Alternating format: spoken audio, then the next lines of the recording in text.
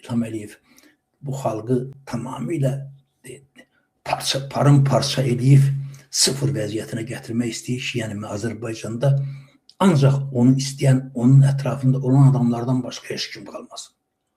Qalanlar da ki, dediyim kimi haqqını versin, hesabını versin, qalsın, yaşasın.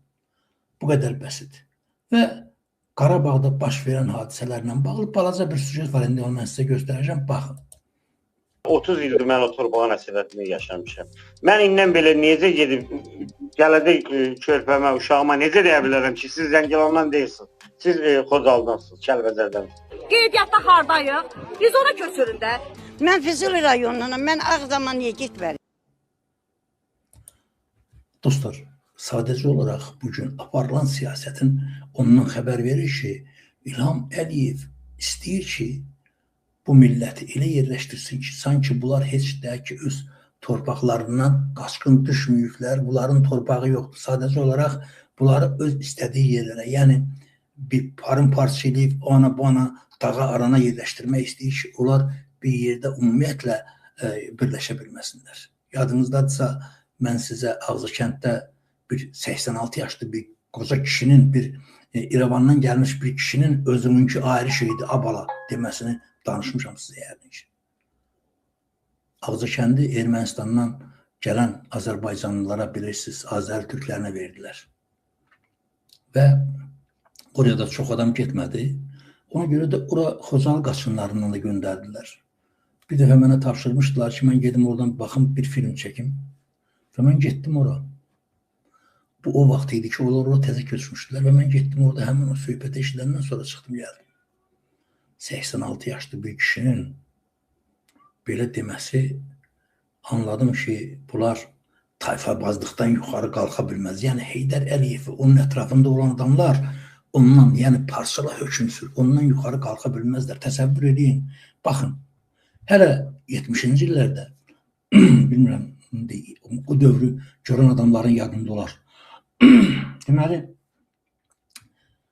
Ermənistandan gəlirdilər oxumağa. Deyək ki, Bakıda, Azərbaycanda oxuyurdular. Deyək ki, universitetdə biri müəllim, arxitektor, nə bilim, deyək ki, hüquqşünas filan. Və bunları Azərbaycanda Heydər Əliyevin tapşırığı ilə müxtəlif rayonlara göndərirdilər. Və o adamları yerləşdirirdilər və ondan sonra Heydər Əliyev bunları bir-iki il işləyəndən sonra gətirirdi, deyək ki, vəzifəyə. Yadınızdadır İsa Məmmədov məsələsi. 70-ci illərdə İsa Məmmədovun Lənkəranda birinci katib olmaq məsələsi və ümumiyyətlə rayonların əksəriyyətində və mən hələ 90-cı illərdə də bunun şahid olmuşdum ki, o adamda hansı ki, məktəbi qutarırdılar, onları yenə Qubuya, deyək ki, Qusara, nə bilim, müxtəlif rayonlara göndərirdilər.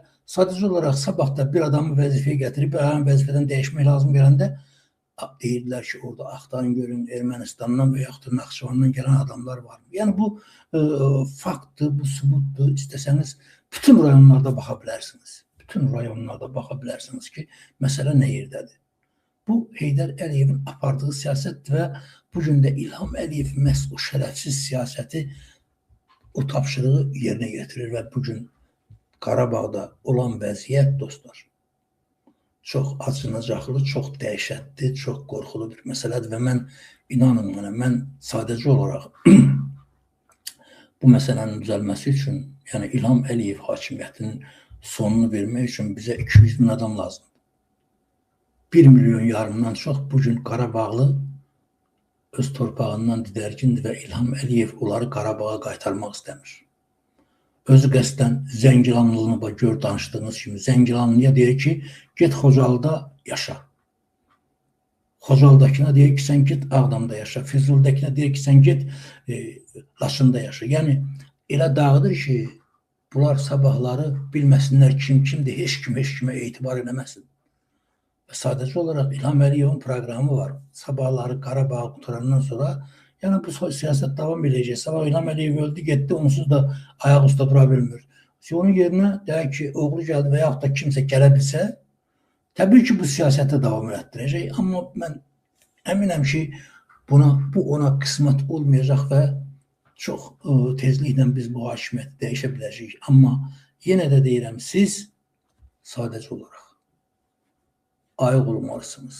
Yəni heç olmasa ən çətin anlarda, bu anlarda heç olmasa ayırmaq lazımdır, anlamaq lazımdır, qanmaq lazımdır ki, yəni belə ölkə olmaz.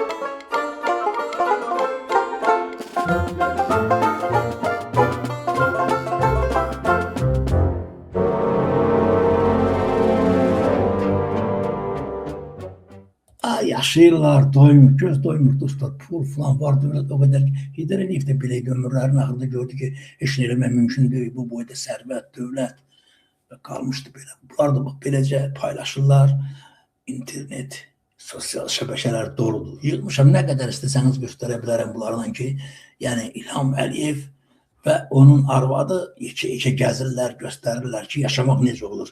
İbrahim Xəlil Qurbanov, xoş gördünüz qardaşım, aleyküm salam. Bəyənin dostlar, paylaşın, qoyun sayımız artsın.